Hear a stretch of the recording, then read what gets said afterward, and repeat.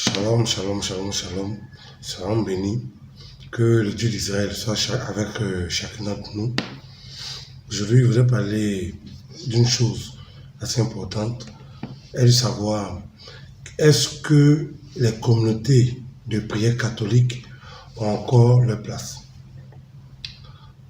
Aujourd'hui, il y a beaucoup de scandales qui secouent un peu l'Église catholique de Côte d'Ivoire.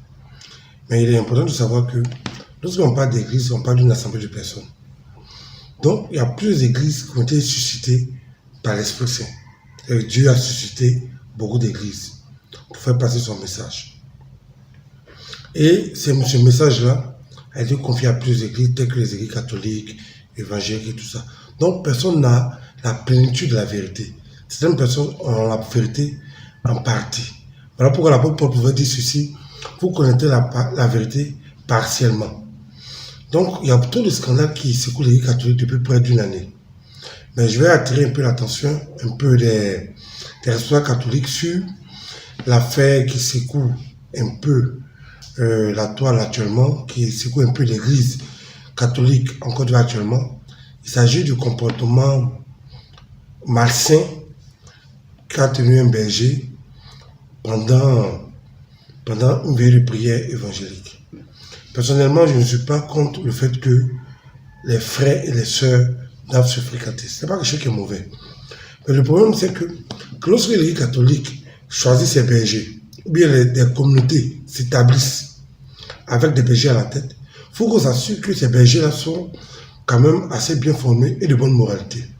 Parce qu'aujourd'hui, par l'attitude, des choses désinvoltes et puis irresponsables, de quelqu'un qui est en carence de qualité spirituelle, aujourd'hui l'Église catholique est mise à mal. Pourquoi? Voici quelqu'un qui se réclame du divin amour. Le divin amour, j'ai connu le divin amour, ça fait 20 ans de cela. Je tiens à préciser que j'étais quelqu'un qui a grandi. Je suis enfant de l'Église catholique. J'ai fréquenté à l'Église catholique pendant tout mon cycle scolaire. Depuis mon primaire à Saint-Paul, jusqu'à mon secondaire au Saint-Viateur. Nous avons été enseignés par des prêtres nationaux, par des prêtres portugais, par des prêtres français. Donc, pendant près de 20 ans, j'ai marché avec l'Église catholique, depuis mon primaire jusqu'à mes études supérieures. C'est vrai qu'à un certain moment, à cause de l'enseignement qu'on m'a donné, j'ai eu l'envie de connaître plus et j'ai appris à connaître le Dieu d'Israël. Voyez-vous. Donc, voici quelqu'un. La Bible déclare que toute personne soit soumise aux autorités supérieures. Qu'il n'y a pas d'autorité qui ne vienne de Dieu. Donc, Dieu établit une hiérarchie dans son église. Donc, les églises évangéliques ont leur hiérarchie. Les églises célestes ont leur hiérarchie. Les églises méthodistes ont leur hiérarchie. Les églises catholiques ont leur hiérarchie. Donc, voici quelqu'un qui décide de ne pas respecter les commandements de sa hiérarchie, qui n'a même pas soumis son ambition à son hiérarchie, et qui se lève et qui va rencontrer un faiseur de miracles en carton. Moi, personnellement, je n'ai rien contre le pasteur, je crois bien qu'il était local ou bien quelque chose, bon, bref, je n'ai rien contre ce monsieur-là. Je n'ai absolument rien contre lui. Je n'ai rien contre tous ceux qui prêchent la parole de Dieu, je n'ai absolument rien. Mais mon véritable problème, c'est que on ne peut pas se prétendre berger, guide et pasteur d'autrui tout en étant irresponsable, tout en étant quelqu'un qui a des insuffisances choses spirituelles. Par contre, suppose que lorsque tu es pasteur, c'est que tu as même à apporter à quelqu'un un enseignement convenable. Quand tu es prêtre, tu peux apporter à quelqu'un un enseignement convenable pour qu'il puisse se tenir. Même chose si tu es un guide ou bien une autre personne. Mais tu peux pas tout proclamer berger, puis vendre la foi qui t'a vu naître. Moi, j'aurais préféré que ce monsieur prenne son courage à deux mains, qu'il fasse comme certains pasteurs de Côte d'Ivoire, comme la plupart des pasteurs de Côte d'Ivoire, aller rencontrer un féticheur ghanéen ou un nigérien, et puis aller prendre les pouvoirs. Là, on sait au moins que tu n'es pas de Dieu dès le départ. Mais tu vas prendre le manteau de l'Église catholique pour aller blasphémer le nom du Dieu Tout-Puissant. Je vais dire quelque chose J'ai regardé un peu les vidéos dans lesquelles c'est excusé. Bon, moi, je ne sais pas si c'est excusé, parce que dans la première vidéo, ce monsieur a dit que il avait des diplômes, il avait ceci, ça. Moi, je ne vois pas la relation réelle entre l'obtention des diplômes et puis ton incompétence spirituelle ou bien la malhonnêteté spirituelle. Je ne vois pas la corrélation. À part certaines personnes autoproclamées serviteurs de Dieu avec un niveau CM2, je pense que la plupart des véritables appelés de Dieu ont un niveau supérieur. Donc quand tu dis que tu as un diplôme de ceci ou de cela, ça a quoi à voir avec la foi en Jésus-Christ. Mon message au berger, par contre, c'est qu'il a besoin de repentance. Il a besoin de repentance et puis qu'il prenne le temps d'apprendre à connaître Dieu. Ce n'est pas en courant derrière des faiseurs de miracles en carton, et bien des miracles en carton, mais il y aura de vrais miracles, que tu vas obtenir la puissance. La puissance s'obtient dans la prière. La puissance s'obtient dans la soumission. La puissance s'obtient dans la consécration. Donc, il n'y a pas de raccourci. Plus de grâce. Quand tu fais tes choses, laisse ta pauvre fille de côté. La Bible déclare que chacun va rendre compte de son âme à Dieu. Donc moi, je vais rendre compte pour mon âme à Dieu. Chaque être humain va rendre compte de son âme à Dieu. Moi, personnellement, j'aurais préféré que tu ailles prendre des pouvoirs chez des féticheurs, chez des occultistes. Puis un jour, peut-être, avec l'aide de Dieu, on allait pouvoir intervenir pour toi afin de te désenvoûter ou de te délivrer. D'avoir fouillé véritablement, non seulement la foi que tu professes depuis des années, tu as bafoué la confiance que le clergé ivoirien t'a accordé et tu as bafoué toi-même ta personnalité.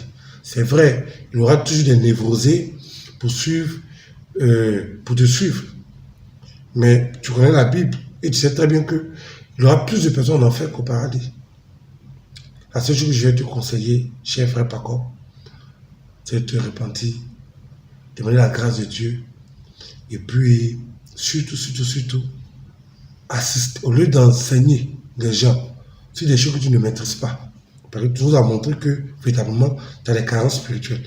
Donc, au lieu d'enseigner les gens sur des choses que tu ne maîtrises pas, j'aurais souhaité que tu reprennes, tu viens chaque dimanche, au lieu d'organiser des prières, tu viens t'asseoir tranquillement dans une messe et écouter l'homélie des prêtres afin de t'affermir davantage dans ta foi en Jésus-Christ. Personnellement, je désapprouve ton action parce que c'est une action irresponsable, une action immature, puis une action vraiment que je ne saurais qualifier. Parce que je ne sais pas ce qui t'a motivé. Si c'est la recherche de pouvoir, si c'est la recherche de popularité, ou bien c'est autre chose, je ne sais pas. Mais il y a une seule certitude sur laquelle je peux m'appuyer, c'est que tu n'as pas été motivé par l'amour de Jésus-Christ. Tu n'as pas besoin d'aller voir un certain pasteur sud-africain pour entendre la parole de Dieu. Parce que tu prétends à chacun de tes messages bibliques, à chacune de tes actions, à chacune de tes actions, tu prétends que Dieu te parle, Dieu te révèle les choses.